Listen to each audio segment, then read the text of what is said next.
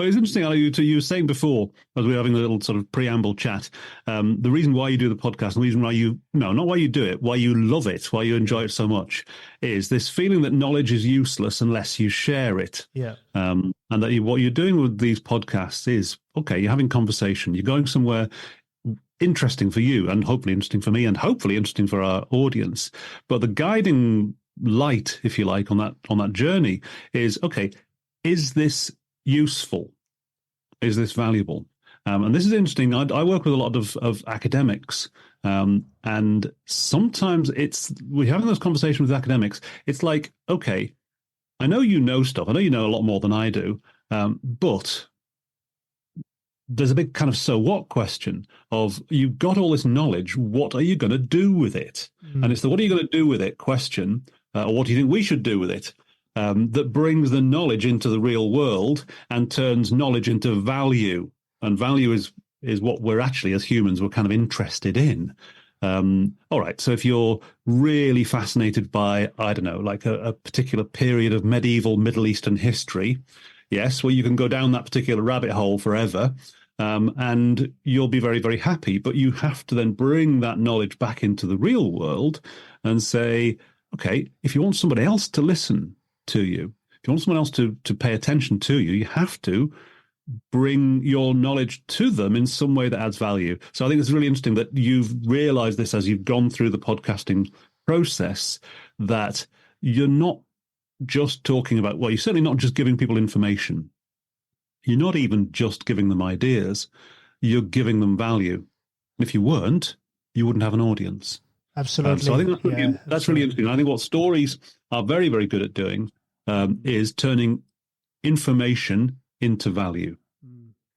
The reason why I think we do that is in a normal conversation, a proper conversation, it is a two-way process. And if you, the person who's speaking, is actually no longer adding any value to the person who's listening, they tell you. They either tell you by going, yep, yeah, trying to shut you up, or they tell you by body language. They're just kind of leaning back, eyes going up, Yes. Yeah. If you're not adding any value to them, then it's not really a conversation anymore. It's a lecture. And that's not what we look for as humans. We look for conversation. So, I think it's really interesting. And I think story is a great way of allowing people into the world that you're in. And you can build a world together by telling a story and dive into it.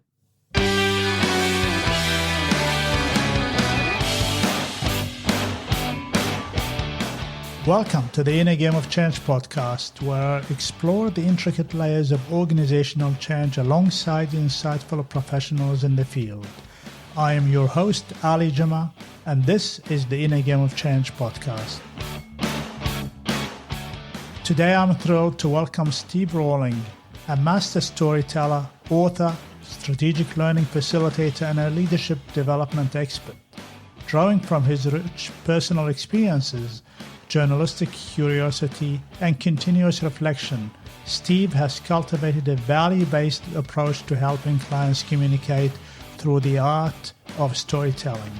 His publications are globally considered amongst the most effective tools for anyone aspiring to become a storyteller. In this episode, Steve and I dive into the profound impact of storytelling, how it enriches our experiences, inspires actions, and transforms our perspectives. I am grateful to have Steve chatting with me today. Welcome, Steve, to the Inner Game of Change podcast.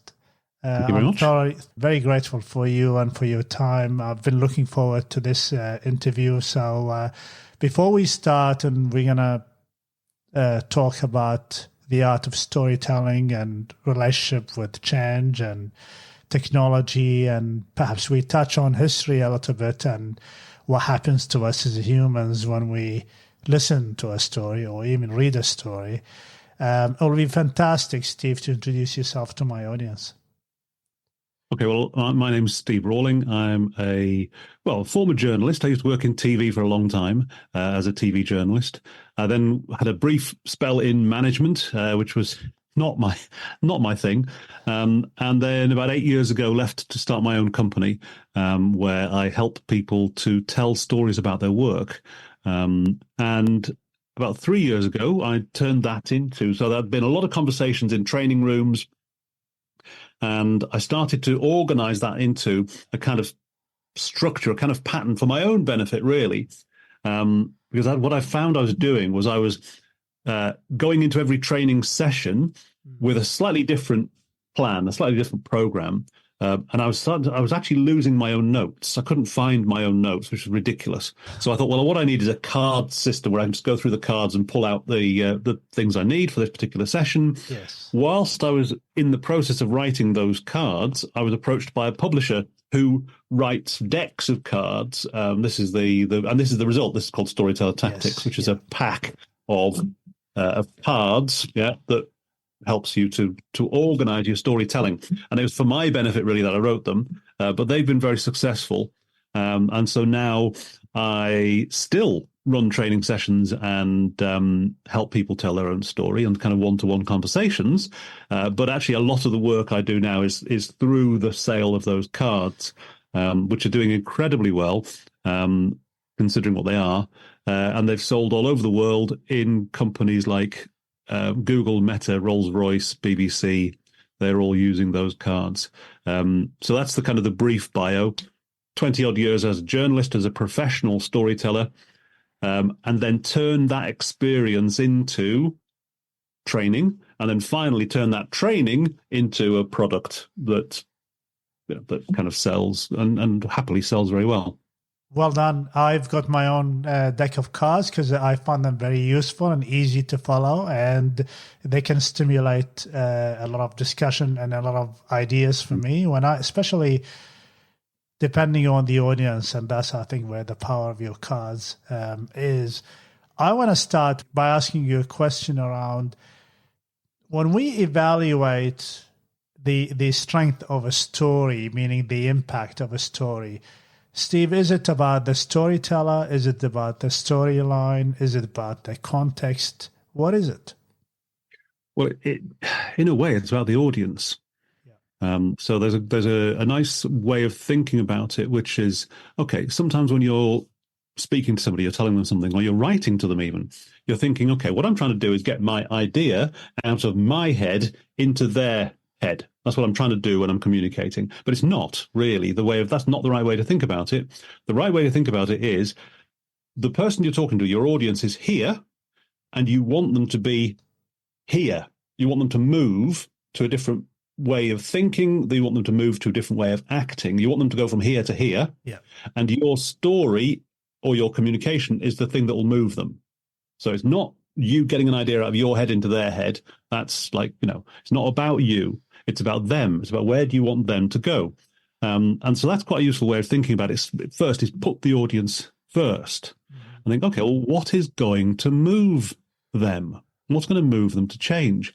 And okay, it's particularly in the line of work you're talking about, where you're really focused on how they're going to change. Why should they want to change?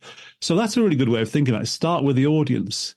And so often the underrated skill when it comes to storytelling is story listening.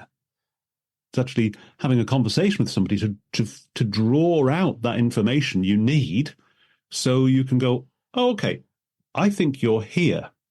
I think you'd like to be, or you could be, here. Okay, so that's the first thing, is really focus on the audience. That's the secret of making a story work.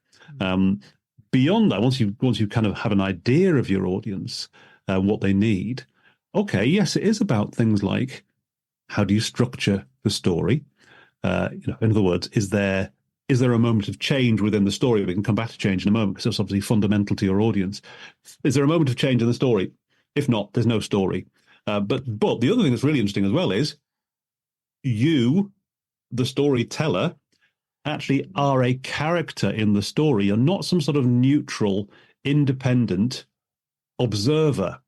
You're in the story, particularly if what you're selling, if you like, in a business sense, is I'm selling. I'm talking to potential clients, and I'm talking about my advice, my theory, my understanding. So I'm a character in that story, and how I come across is really important as to whether they believe me or not. So this is another thing we can talk about is what's the danger of using AI to write your story?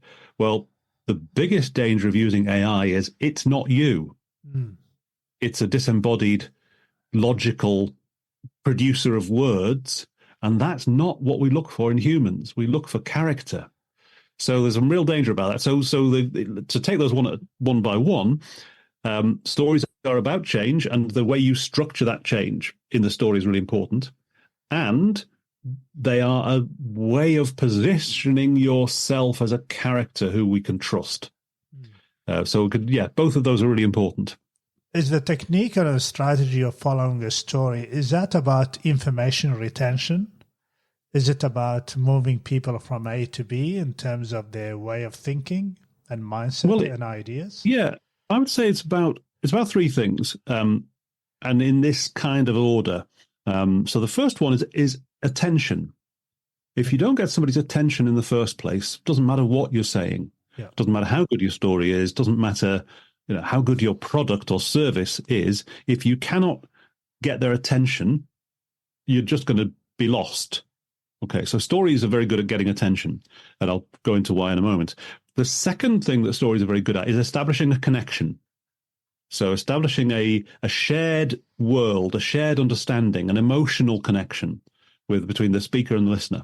Mm-hmm. Okay, and then the last thing that the story does is it gives you a practical kind of takeaway. Yeah, so here's something you can do. So if you haven't even noticed, there's a kind of workplace story. So often managers in workplaces, they're thinking, how do I spread information? How do I get people to listen? Why won't they read I send them an email, a newsletter. Why don't they read it? Or, why is, Yes. So often internal communications is a constant struggle to try and get people to listen. And yet you think, you know what, there are certain stories which will fly around the organization like instantly. Mm. Okay, well, what are those stories? Well, usually they're the stories of you, the boss, doing something wrong. Yes? Yeah. Being a hypocrite or making a mistake, saying one thing and doing another, or setting out in one direction and realizing you got it wrong. Mm. Okay, those stories will fly around the organization.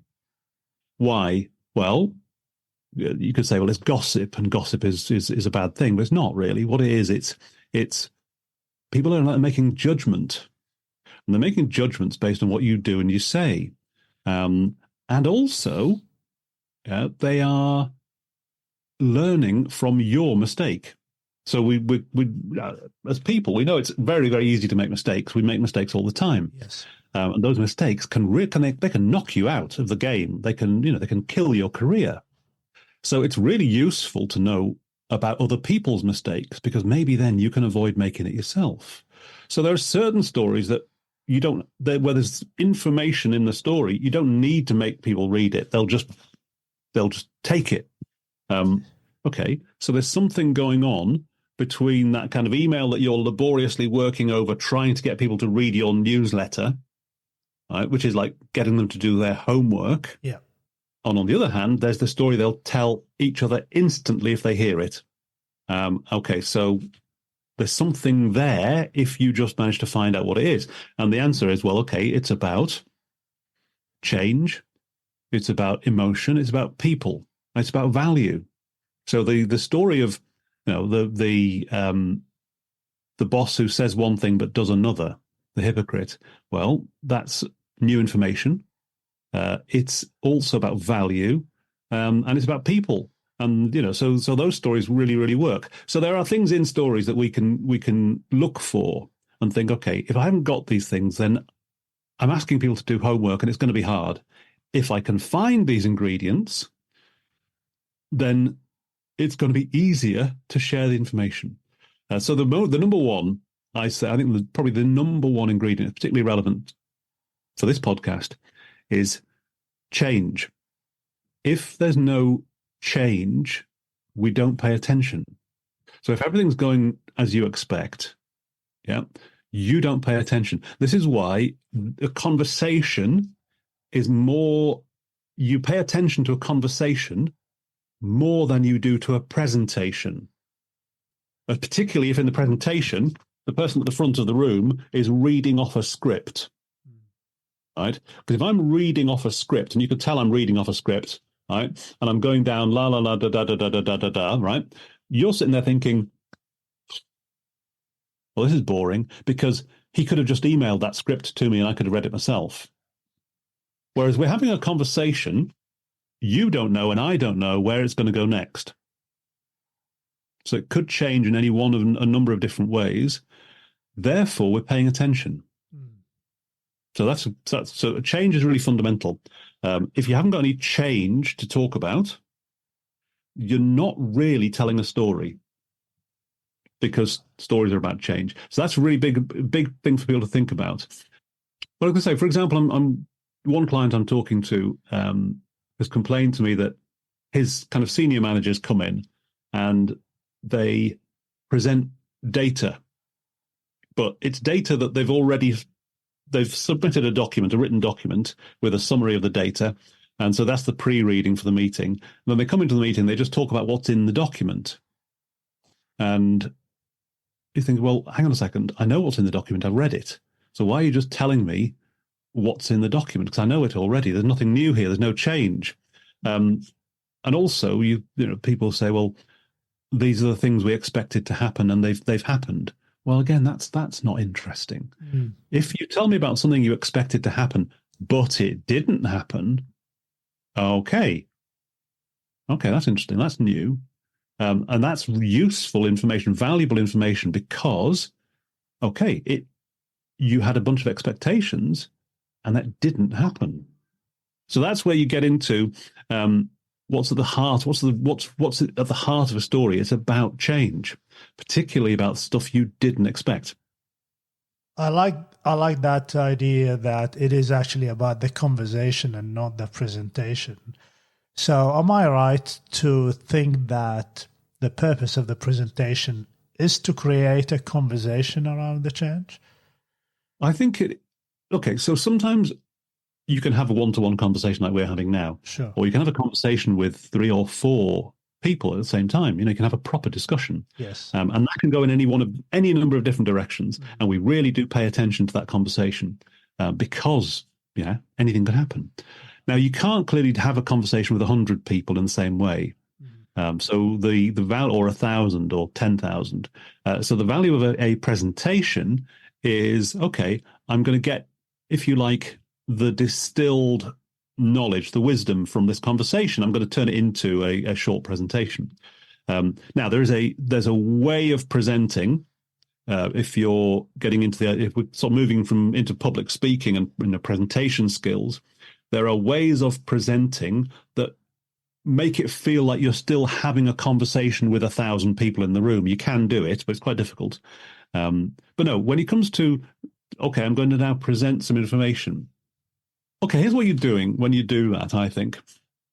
So in life, whatever work you're in, you kind of go through life with this lots of experiences, little slices of experience across any day and week and month and years. So lots of things you've seen and done. These little slices of experience. And obviously, the longer you've been in business, the more slices of experience you've got. So I spent 20 years as a journalist. That's a lot of storytelling. And then as you go, you start to turn those experiences into wisdom. So you're abstracting, taking the experience, you're turning it into wisdom at a higher level. Yes. So you can say, I'm an expert in this, and I think, my opinion is based on my knowledge and based on my experience, I can say this. And you're talking at a kind of higher level, which is fantastic, because you've created, if you like, a model of the world that is operating at that higher level. And it allows you to get loads of things done. But when you're talking to other people who maybe don't have the same experience as you, they're not as well, they can't see the higher level in the way that you can. So what you need to do is be able to drop from the higher level into the experience. So you say, in my opinion, we should be doing this. For example, boom. And then you drop into a little moment of experience. or you say, look, my opinion is this because I've seen a moment like this, and you've got to drop down into the moment. And when you drop down into the moment, you're telling a little story. And so you're not talking anymore about my clients, plural. You're not talking about my workshops, plural. You're talking about in this moment, this happened. When you drop down into that individual moment, it's much easier for us to see what you're talking about. What happens to us cognitively when we listen to a story? Very interesting question. Okay, so first thing that happens, if you're telling a story, well, I'll tell you, let me give you an example. Have you ever been to the Arctic, to the North Pole? No. Okay. So I want you to imagine you're in the North Pole, you're walking across, it's a nice sunny day, you're walking across the ice, and the snow is crunching under your boots, and everywhere, blue sky, sun shining, crispy white snow. And as you're walking through the cold Arctic, you go up this little rise in the snow, and you come down the other side, and you see a polar bear. And the polar bear is eating a seal, and he's just killed. And then the polar bear sees you, and he starts running. And you turn around and you start running. Okay. So what I gave you there were about, 250 words, right? And you understood the meaning of the words. Well, here's what you didn't do. You didn't arrange them in sentence order and work out the grammar and the nouns and the verbs and the adjectives and the pronouns and the prepositions. You didn't do all of that. No. And then spit out the meaning. You worked out the meaning of the words by running a little visual simulation in your head. So you were using the visual cortex of the brain to understand the words. And so in your head, unless you've got a condition called aphantasia, which is very rare, but most of us, we could see the polar bear in our heads, right? We could see the snow and the blue sky, because that's how we understand words. We understand words by doing a visual simulation, by getting a little movie playing in our heads. What's interesting as well is, okay, your visual cortex was processing the words, but so too was your amygdala and your motor neurons. So when I said the polar bear sees you, right, you get a little tiny echo of panic and fear. That's threat level. From your amygdala. And I say the polar bear runs towards you, you start running away. The motor neurons that control your arms and legs are firing, even though you're sitting in a studio thousands of miles away from the polar bear. So when you give people a story, and we'll go into what that means in a second, when you give them a story, you invite them into a scene. You invite them into like a little movie scene, and they're not just watching the movie, they're in the movie. So they are in the Arctic running away from the polar bear. As far as their body is concerned, they are, you've got them into the scene. And that's incredibly powerful because, okay, we like movies. We like to be in the movie and we like to, so we're very happy to do that. Cognitively, we're very happy to do that. It's a very easy thing to do. And once we're in the movie, you and I are in a shared space in our heads. Yes, we're in the same place. We're on the same page, we'd say in English. Yeah, we're on the same page, but we're in the shared space. And therefore, we can actually start talking about the things in that movie scene because we're in the same place. So to turn that into a practical example, well, to turn that into a practical little rule set, if you like, there's a card in Storyteller Tactics that deals with this. And the card is called appropriately enough. It's called Movie Time. Let me just show it to you. Okay, so there's a card there called Movie Time, and it says if you want to get a little movie playing in someone's head, you have to give them two things first. The first ingredient is action. Yeah, there's a polar bear. You're in the Arctic. The polar bear is running towards you. Action. Right. So if in Hollywood, when the director is ready, right, he or she doesn't shout concept or theory or strategy. They shout action. So something happens. Okay.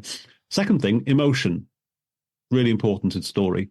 When you give people action and emotion, you give them the scene and you invite them into it. When they're in the scene, you give them the final ingredient, which is the meaning. Why am I telling you this? What's the value? And the meaning of the polar bear story is, don't go wandering around the Arctic by yourself. It's dangerous. Yeah. Okay. What happens in business is most people just try to give the meaning. They skip straight to the last part. They don't give you the action or the emotion. They just give you the meaning, and we don't really care. Okay, so that's the kind of the. But if you think about it from a practical, not polar bear point of view, but a workplace situation. Okay, what does story allow us to do? Well, stories allow us to troubleshoot when something has gone wrong. So let's say you've got, I don't know, you've got a problem between two colleagues and they're not getting on with each other. And every time the marketing woman sits down with the customer services guy, they have a really bad relationship, and and the conversations are going nowhere. Well, the story around that situation, okay, you start to get into the movie scene, and it's in that little movie moment that you can start to see what's going wrong. Yeah. So you could talk at the high level about teamwork and inclusivity and respect and all these high level things, which are important, but you can't fix anything at the high level. You can fix it in the moment. You can troubleshoot in the moment and think, okay, well, so what? So why does she roll her eyes whenever he opens his mouth, and how does that make him feel? And what could we do differently in that instead of doing it that way? Okay, you're in the moment, you're in the movie scene, fixing the thing, not at the high level in talking about the theory. Yeah. So that's the really important thing, I think, is when things go wrong.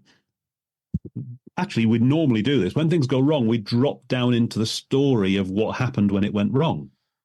So the story is really useful, and people tell stories naturally all the time, particularly about stuff that goes wrong.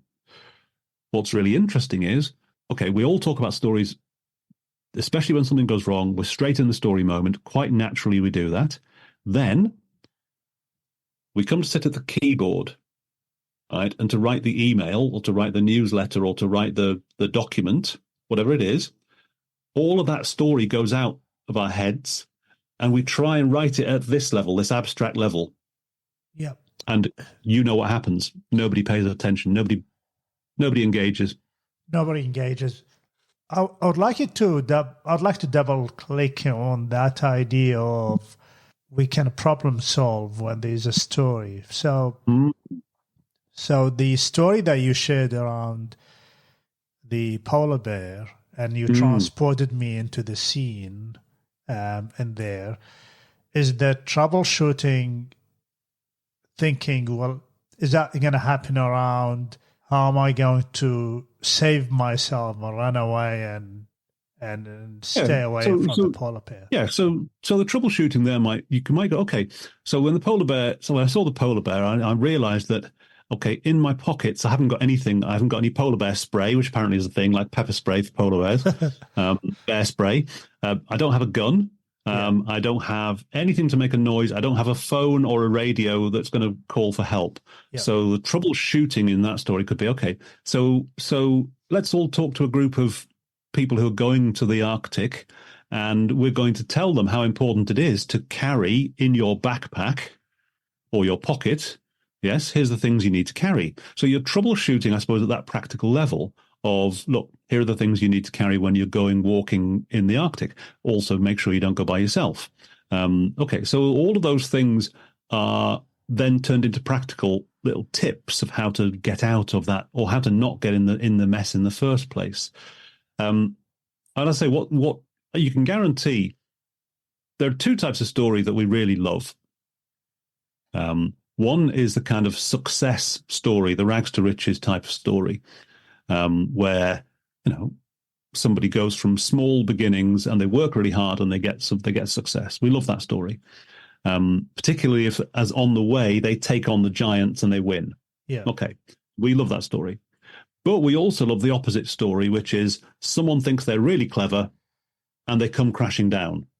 We also love that story too. So, okay, in this case, with the, you could say, well, there's a polar bear version of the story where it's, someone thinks they're really clever and they get eaten by a polar bear. Yeah. Well, we kind of love that story, and we learn from it if you don't want to get eaten by the polar bear, here's what you must take in your pocket. You must have a gun and some bear spray and a radio. Yeah. Okay. So I can avoid now being eaten by the polar bear. So I'm learning from the story. The kind of the model, if you like, which I've done more and more reading on you're talking about the cognitive impact of storytelling. What I think is going on with as we work or make progress in the world, what we're doing is we're building up a kind of model in our heads of how the world works. Yeah. And your model of how the world works is based on your experiences, personal experiences. It's also based on other people's stories. So other people's stories will help you build up a kind of model. So during the pandemic, you said, working in Australia, you had this 12-month long lockdown. It was awful. Okay. Well, you and I are a similar age. We're in our 50s. And so when it came to lockdown, we had a pretty good model of how things work in a professional workplace setting because, we've been working for 30 years. Yes.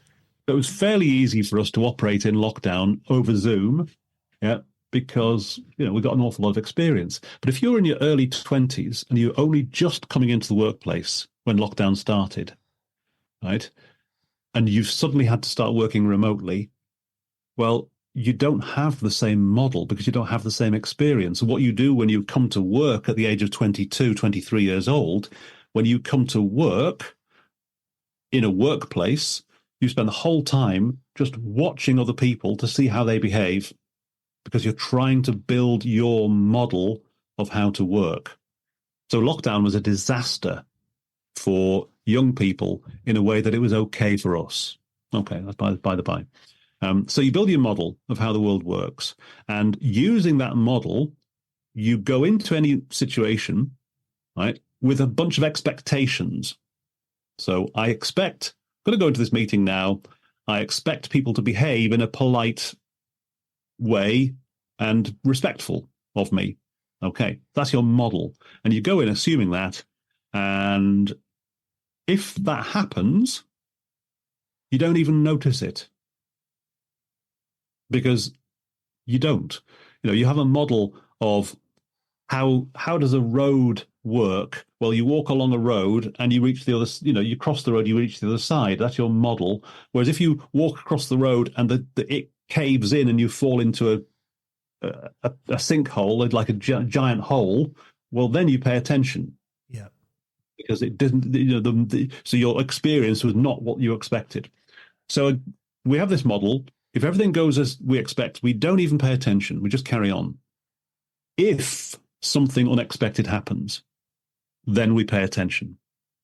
Yeah. Because what we're trying to do is figure out, okay, how do I need to update my model so I don't fall in that hole in the road? Yeah.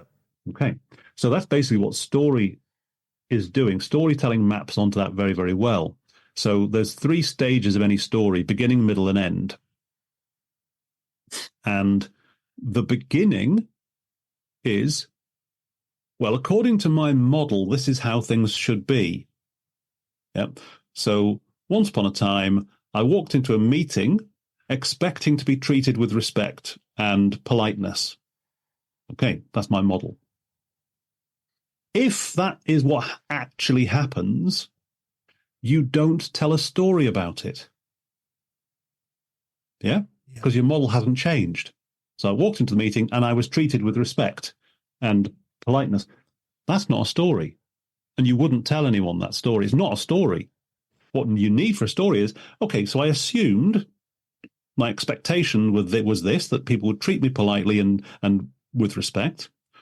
But, big word, but then I suggested something and the woman from marketing just went, oh, God, you've got to be joking. Yeah. And rolled her eyes and was really dismissive. Oh, right. So suddenly your expectations, they're not good. Yeah. But something happens, knocks you down. Okay, so what do you do now? Well, you now have to update your model. And so, well, your and so can go one of 2 ways. You can go, and so I'll never speak to her again. She's obviously like a bad person. Or you can go, and so I thought, okay, well, maybe I've maybe I've set off on the wrong foot with this woman. Maybe I'm wrong. So I'm going to have to but either way, you change your model and you update it. Yeah. So that's what's going on in our heads all the time. What happens? Beginning, middle, end. Yeah. And that's what stories do, beginning, middle, end. What happens when we resist changing the model in our heads? Is that where resistance happens? Yeah, it is. So look, think about it. The hardest thing in the world to do is to change, especially if you think you're doing okay. Yeah. So if you think you're doing okay, then you have a model, and every situation you go into, your model is proved right. Okay, so you feel great because, okay, everything's going fine. However, having said that, you know what's going to happen? If that is the case, and every single time, every single interaction you have, you're proved right, what do you think is the emotional reaction? Well, first of all, your emotional reaction is pleasurable, because who doesn't like to be told they're right? What do you think the second emotion is that comes along? That's a validation of my model. Yeah, you're being validated. Absolutely. Yeah. So if you get validations constantly, you get very happy. What do you think's the danger? That's a good positive emotion. What's the negative emotion that you might feel, do you think, if you're always being proved right? Well, there's going to be no scope for learning as well. Mm-hmm. And then also the context. Other people might just giving you what you want to hear. So there's a lot of nuances in there. Yeah. Yeah. So the first thing you're going to feel is pride, as in, hey, I'm so clever. Yeah. And we know what happens next. Mm. Yeah. Pride comes before a fall. But the other thing you're going to feel is bored. You're going to get bored, right? Because there's no challenge. Okay. So that's the problem with people who don't want to change is, well, okay, so two things. One is you get complacent, you get bored. People are telling you stuff just because they think that you want to hear it. And then something is going to come along. Something is going to come on and smack into you. Yeah. I'll give you an example. In February 2020, I don't know about you, but I was running a business that was based entirely on face-to-face training, on me going into companies and saying, I can help you tell better stories. Let's do some training together. Okay. And so I was running a business based entirely on that. And I was vaguely aware that I should have some sort of online learning platform. Yeah, but I didn't really like doing it, so I didn't do it. March 2020, lockdown starts. My business turns to zero. Absolutely everybody cancels. Okay. And it's awful feeling. And I very rapidly had to learn how to teach people over Zoom. Okay. And then by December 2020, actually, I was making more money in December 2020 than I had the year before because, well, it turns out it's much easier to sell training in short packages over Zoom than it is over face-to-face. But the point is, I knew I should have been doing an online training offer before the lockdown, but I didn't. And then the lockdown came along, and it would have killed my business. But I had to change. Until the polar bear shows up. Yeah, well, the pandemic was my polar bear. Yes. Yeah. And the interesting thing about storytelling is there's always a polar bear. Yeah. There's always going to be something. And okay, you finish dealing with one polar bear, along comes another. Yeah. So, we got through lockdown. Then there's the war in Ukraine. Yeah. We get through the war in Ukraine, and then there's inflation. You get through inflation, and then there's China, and then you get through that, and then it's always, it's constant.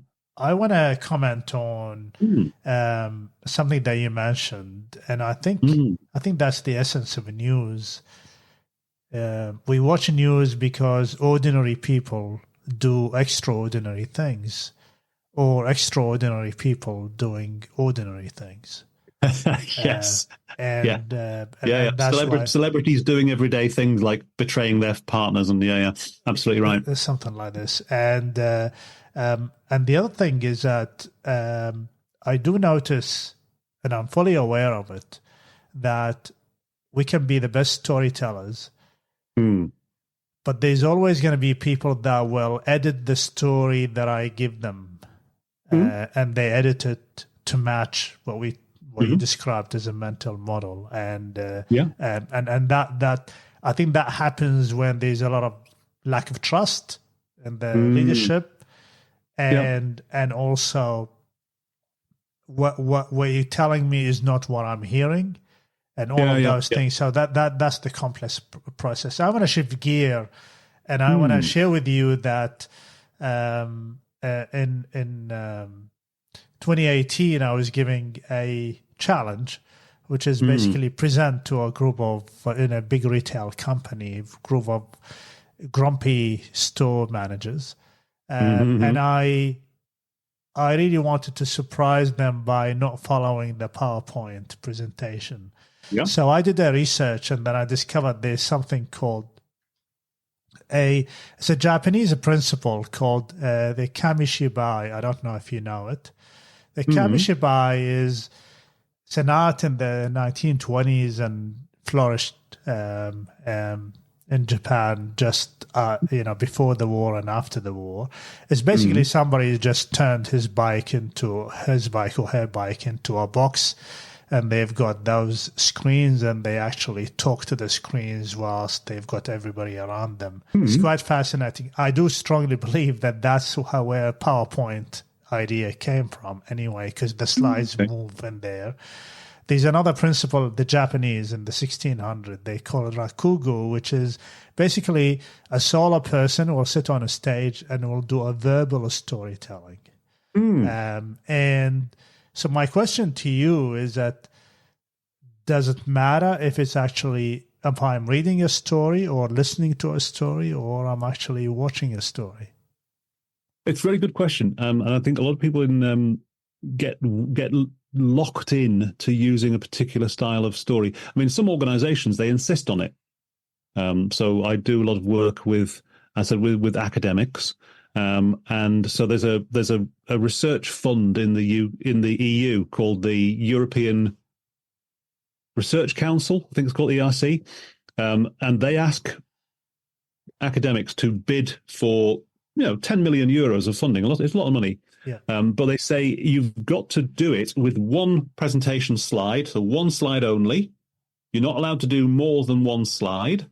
And there are no animations or reveals. It's just put one slide up and then talk. And so every single person who goes through that process does the same thing. They create a slide that's packed with written information. Yeah. And then they put the slide up on the screen and they start talking. Right. And all that happens is people are just reading the slide, unfortunately, while the person is talking, and it's a killer, because you can't read and listen at the same time. So what we do is we read and we ignore the speaker. So that kind of thing is an absolute killer, and it's terrible. That you cannot present a written document to people and expect them to listen to you while you talk. You just can't do it. Yeah. So that's just a nightmare, and there's nothing much you can do about it because the organization insists on you doing it that way. But other times it's just people get into a habit. They get into the habit of using PowerPoint, for example, as if it's auto cue. Yeah. So they put a load of words up on the screen and then they read them out. And at that moment, everyone in the audience hates them. Yeah, hates the speaker, because you're thinking, I've read it. I've already read it. Why are you telling me I've already read it? Shut up. Yeah. Right. So it's a horrible way of presenting. Okay. Really interesting test for anyone who has to present information. A little interesting test would be, what would happen if your projector or your screen broke down and you couldn't use slides? What would you do? What information would you be able to get across? And if the answer is, well, I just couldn't do anything, right? Okay, well, then that's a bit of a concern, because, you're not, if you're having kind of informal conversation with somebody, you don't suddenly get your laptop out and go, so as you can see from slide 15, that's not how we talk. It's not how we talk to people. So it's really interesting. The formats that people get into for showing information, sharing information, are sometimes working against you. And, we came back right at the beginning of the conversation. We said that one thing story does is allow you to make a connection with other people. So when you're sharing information with people, one of the things you're sharing is, what do we think of you as a character? Yes, right? Yeah. And if you're basically, your way of sharing information is, okay, here's my laptop, look at page 35, and now look at page 36, right? If that's your way of sharing information, I don't like it. Yeah. I feel like I'm being talked at, which is not great. Whereas if you're telling a story, you're inviting somebody into your world, the world of the polar bear, for example. You're inviting them in, which is very different to just throwing information at them. So yeah, I think the presentation aspects of work sometimes are terrible. We ask people to share information in a way that's designed to make us hate the person who's speaking. Unfortunately, that's the case. I actually do not have any problem with the PowerPoint. I do have a problem. I think it's a problem of application and use rather than the application itself. I want to ask you that sometimes you hear people saying, we would like to co-create change in the workplace with people. Is that an invitation to write the script of the story together? Yeah, I think it is. I think the really interesting, again, the question we talked about just a second ago about what kind of character are you when you're, okay, so if you are arriving at a situation and telling people what's going to happen next, okay, that makes you a certain kind of character. And if you have the power to sack them if they don't do as you're saying, that makes you a very particular kind of character. Whereas if you're arriving in a situation and asking people about their experience and inviting them to change, that's a very different character. So one character is standing above, looking down, and using power to make change happen. And all's going to happen, you're going to get just resistance to that. Okay. The other one is standing beside you, inviting you to follow them on a journey.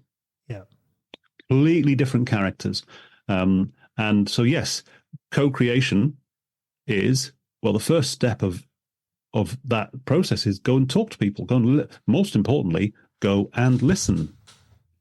I've been thinking about this for a while now, but I'm aware of time and we are coming close to the end of the podcast. So I'm thoroughly enjoying this, but I've got a couple of questions left, and maybe I can get you back. I'll try and do them quickly. Yeah, no, I'm not in a hurry if you are, if you're not. So the concept of, when we talk about the change process, I think always about it as you mentioned at the beginning, there's a central plot in the end, which in the middle, which is the implementation of change, and there's the end, which is how we're going to sustain the change, and that's the new world. And I clearly see it in my head, and I try to apply that. I find that far more exciting than most of the time, unfortunately, we kill it. We kill the end. And I think the end is the important piece because that's the last impression you're going to leave your audience with. And so that's how I think about it in a sort of yes, change is not in a linear process, but still in the middle, there's a plot, there's a conflict, there's a war, there's all of those things. And then, but there's always an end. Whether that happens or ends in a peacefully or not peacefully is beside the point. There's an end. Yeah. Well, here's the interesting question: in all the change projects that you've ever worked on, so you talked there about a beginning, middle, end. Where the beginning is the plan. Yeah. The middle is the implementation, and the end is making it stick, making it sustainable. Okay. So in all the projects you've ever seen or worked on, did any of them were there any where the beginning was exactly, or let's say the end was exactly what you said it would be at the beginning? In other words, you had a plan and everything went right. No. And you ended up with exactly what you said you'd do. I don't believe that's true. There was a lot of editing that happened during the process. Yeah. Of course there is. Of course there is. Because, back to what we said before, your plan is your model of how things should be. Yes.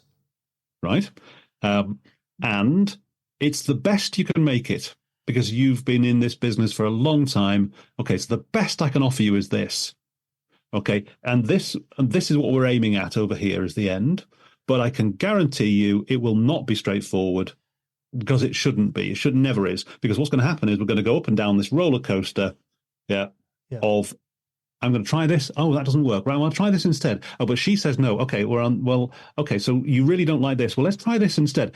That's how you move towards the final goal. So what should happen, this is the difference between, we talked before we started recording about capitalism versus the planned economy. Yeah. The planned economy is the 5-year plan, classic Stalinist nonsense of here we are now, here's 5 years' time, we are going to get there. Okay. Well, that's just nonsense because it's never that easy. Yeah. So what capitalism does is sets off in one direction or sets off in 1,000 different directions because there are 1,000 different people doing the same thing or trying to do the same thing. And, one works incredibly successfully. One is an absolute disaster and everything else is in the middle. Yeah. And then what we do is we look at the one that worked really, really well and we try and copy it. Okay. But the point is, in any change process, yes, you need a plan, and the plan should be as good as you can make it. But what value you bring as a change consultant is not, okay, the plan is important, the plan is valuable.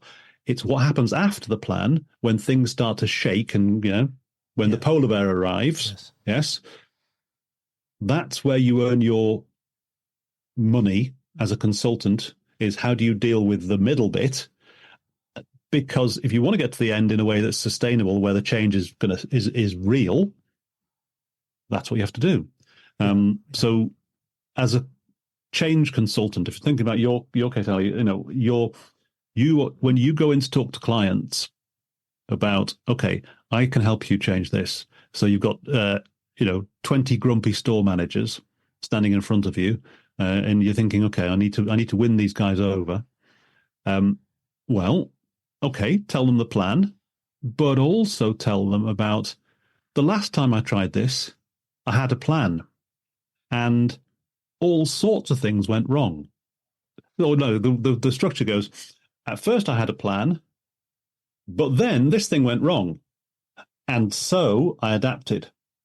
And the same is going to happen, guys, with this project. I've got a plan, but things will not work out yet. Yeah. And so we'll adapt.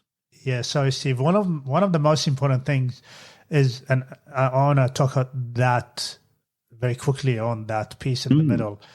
When I facilitate change, I ask for commitment to the details and not the end. The end will happen, but it's the bit in the middle that will be. So the commitment to the details and the complexity in the implementation, because that's where the magic and the tears and the pain happens. In a story, that turbulence that happens in a plot in the middle of a story, you've got a beginning, a middle, and the end. The middle is the exciting bit where we labor. The middle is where the polar bear arrives. It arrives, yes. Is that the turbulence happens and then the plots and the subplots and then the antagonist and the protagonist? Is that because it never goes as linear as we would like it to be? Is because there's a human element involved in it and there's unpredictability around behaviors? Yeah, mostly human. I mean, there are three types of polar bear. Yeah. Okay, so the three types of polar bear are, the first one is stuff that nobody controls. Sure. So you could say the pandemic, unless you kind of, okay, let's say take the pandemic. Nobody controlled the pandemic, it was almost like an act of God. It was just something that nobody nobody was in control. That's your external factors, yeah. External factor wallop, yeah. right? Hits you like a boom. Okay, so that's the first kind of polar bear, is things that come from nature. They almost like, acts of God, accidents, stuff that nobody controls. Okay. Second type of polar bear is other stupid people, right? So, Russian leader invades Ukraine. The woman from marketing rolls her eyes at me when I offer my idea. It doesn't matter. It's other stupid people. Okay. The third type of polar bear is your own stupid self. Yes. So your own flaws, your own mistakes, your own vanity, your own pride, doesn't matter. Your own stupid self. Biases and assumptions. Yeah. Your biases, your assumptions, your prejudices, your malevolence, your laziness, all of these things. So if you think about, I don't know about you, whether you go to the gym at all, Ali, regularly. I do every single day. Men of our age, we should do. Okay. If you don't go to the gym every day, right, whose fault is that? Well, it's not. Yeah, okay, so you might be ill, and that's not certainly not the gym, not the gym's fault. It might be the gym owner who's really mean to you, and therefore you don't like, he doesn't let you in. Oh, okay, or it might be you. Yeah, that's the problem, right? So there are those three types of polar bear. There's stuff that nobody controls. There's other stupid people, and then there's your own stupid self. Yeah. And any of those three will cause chaos in your plan. Yes, and if you don't think those three things are coming to get you, they're going to get you anyway. And that's what we think when we talk about change, Steve. We do think about what we call three levels of impact, and most of us are good at the first level, and the experienced ones are good at the first and the second, and have an idea about the third. The third is the external factor, as you mentioned, which is the COVID and all of that. That takes experience, and unfortunately, that's usually the second and the third. Especially the second is usually what. At the end of the day, projects fail because we could not really understand the full impact of the change. I mean, that's the end of it, is because we didn't understand the strength of the polar bear. We didn't understand our weaknesses. We didn't understand the type of shoe wear we actually wearing and all of that. So all of that, I'm happy to stay on the polar bear analogy. We are coming to the end of the podcast. I'm really grateful for this. You made me think about in a different way around my practice. It's a question that I usually ask my guests. What would be your advice as a professional in the storytelling business? What would be your advice to people like myself in the change and communication community? And when it comes to storytelling, one piece of takeaway advice would be the story is in the moment. It's in a single moment. Your wisdom is at a high level. Yeah, the wisdom is everything your model that you've built is all the things you've learned over your life. Okay, that's at a very high level, and we can't. When you talk at that level, we can't see what you mean because it's abstract. So in order to get us to see what you mean, in order to invite us into your world, you need to drop down from the high level into a single moment. So I was standing there facing 20 grumpy store managers. Okay, that's a single moment of experience. That's where the story is. And when you tell the story of a single moment, the polar bear, you invite us into your world. And we are connected. So that's what people have got to do. They've got to, you've got to be able to do both. You've got to be able to give people the high level, the big picture. Yes, your expertise is this high level wisdom, but that's not enough. You've got to be able to drop into the right story. And that's the moment. That's the movie time card in Storyteller Tactics, the movie moment. Here's the interesting thing, though, is you don't have just one story. because you can't tell the same story twice to the same person. Because if you then try to tell me the grumpy store manager story again, I'll be going, yeah, and I know you told me. So you have to have lots and lots and lots of stories. Each one is a single moment that shows what you mean about your higher level wisdom. So yeah, sadly, the advice to people is one story is not enough. You've got to have lots, but they are all individual moments of experience. And then you make the connection. And that is a great place to leave for today, Steve. I thoroughly enjoyed that. I can't get this idea out of my head when the director hits the action. I'm going to take that, and I'm actually going to build on that because that's really fantastic. The director doesn't shout strategy. No, yes, that's fantastic way of actually looking at it. And how would people connect with you and get hold of one of your decks? Okay, so I'm on LinkedIn. There's only one Steve Rawling, I think, on LinkedIn. That's me. And the decks. There's more than just storytelling. The publisher's also got workshop tactics, brand tactics, strategy tactics, innovation tactics. Those are all available through the publisher, which is pipdecks.com. So it's PIPDECKS, pipdecks.com. As I say, there's all kinds of different ways of coming at the kind of problems we all have in work, and there's a deck for those to help you solve those problems. But yeah, if people want to find me on LinkedIn, that's great. And I'm always happy to have little conversations with people about the stories they need to tell through LinkedIn. Now we're going to put all your information in the podcast. Steve, it's been a pleasure having you in the Inner Game of Change. I've been looking forward to this episode, this chat with you, and I was right. It was fantastic, and I really loved it. So I'm grateful for your time, Steve. Until next time, stay well. Thank you, Ali. And stay Thank safe. you. And you as well. Hope you're feeling better soon. Thank you. Thank you for listening. If you found this episode valuable, remember to subscribe to stay updated on upcoming episodes. Your support is truly appreciated. And by sharing this podcast with your colleagues, friends, and fellow change practitioners, it can help me reach even more individuals and professionals who can benefit from these discussions.